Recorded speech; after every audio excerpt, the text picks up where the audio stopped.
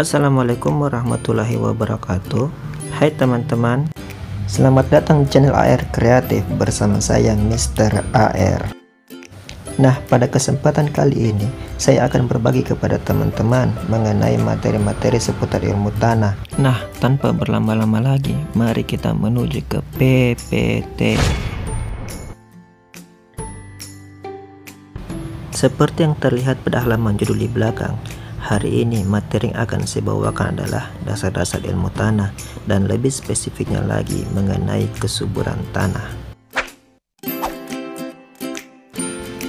Nah, jadi materi yang menjadi pokok pembahasan kita kali ini itu ada 6. Ada 3 hal yang menjadi pokok utama dalam mendefinisikan kesuburan tanah. Apa itu?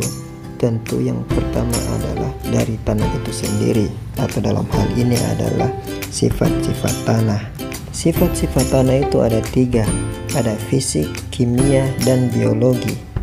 Dalam dunia ilmu tanah, sifat fisik tanah itu terbagi atas beberapa item seperti tekstur, struktur, konsistensi, hingga kadar air.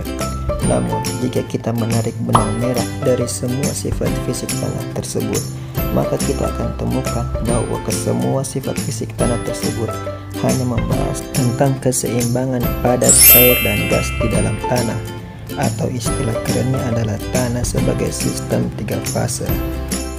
For your information, keseimbangan antara padat, cair, dan gas ini yang kemudian dipakai dalam menentukan jumlah air tersedia metode NLWR, Non-Limited Water Range, atau bahasa Indonesianya adalah kisaran air tak terbatas.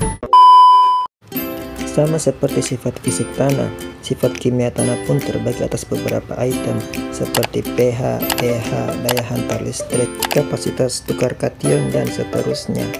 Namun jika kita lihat secara umum bahwa sifat kimia tanah ini hanya berhubungan dengan 2 hal, yaitu kation dan anion, positif dan negatif, laki-laki perempuan, rangga dan cinta. Bukan cinta ini, tapi Muhammad Fattah. Ganti.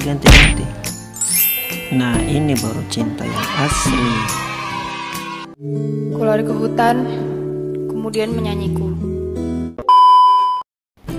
Jadi saya jelaskan dulu sedikit tentang kation dan anion. Kation dan anion itu adalah ion. Kalau kation itu adalah ion yang bermuatan positif, sedangkan anion adalah ion yang bermuatan negatif. Di dalam tanah, kation dan anion ini berinteraksi, sama halnya prinsip magnet. Maksudnya adalah apabila muatannya sama, misalnya kation bertemu dengan kation atau anion bertemu dengan anion, maka mereka akan saling tolak-menolak. Sebaliknya, apabila 2 muatan berbeda bertemu, misalnya kation bertemu dengan anion, mereka akan saling tarik-menarik atau membentuk suatu ikatan. Ku lari ke hutan, kemudian menyanyiku. Lanjut lagi kita ke sifat tanah yang ketiga, yaitu sifat biologi tanah.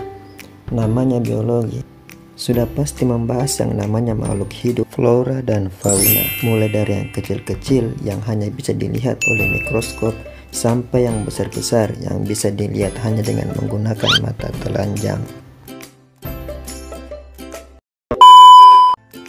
Nah, dari ketiga sifat tanah tersebut kemudian akan mempengaruhi yang namanya aktivitas hara atau konsentrasi hara dalam tanah, yang kemudian ujung-ujungnya akan berpengaruh terhadap ketersediaan hara di dalam tanah. Untuk siapa? Jelas untuk pertumbuhan tanaman. Berdasarkan bagan tersebut, kita dapat mendefinisikan kesuburan tanah adalah kemampuan tanah memasok hara dalam jumlah yang mencukupi untuk pertumbuhan tanaman. Kemampuan tanah di sini yaitu hubungannya dengan sifat-sifat tanah. Sedangkan memasok hara di sini yaitu hubungannya dengan ketersediaan hara di dalam tanah dan tentu saja untuk pertumbuhan tanaman. Dan supaya lebih menguatkan, di sini saya telah menyertakan pendapat ahli mengenai definisi kesuburan tanah yang mungkin bisa dibaca sendiri.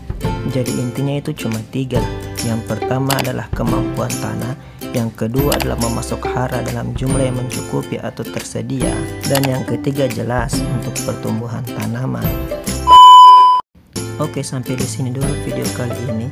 Klik like jika Anda suka dan klik dislike jika Anda tidak suka.